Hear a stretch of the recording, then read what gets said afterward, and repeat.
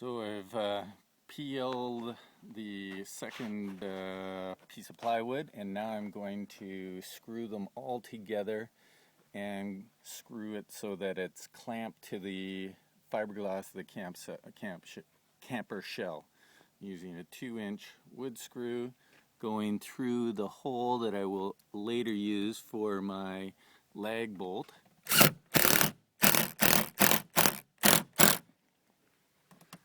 And you can see that it just came apart there. So I'm going to back it off a little bit and then go in. You want to see it suck right in. That's good there. We're going to do the same on this one, taking out the 1-inch, putting in the 2-inch.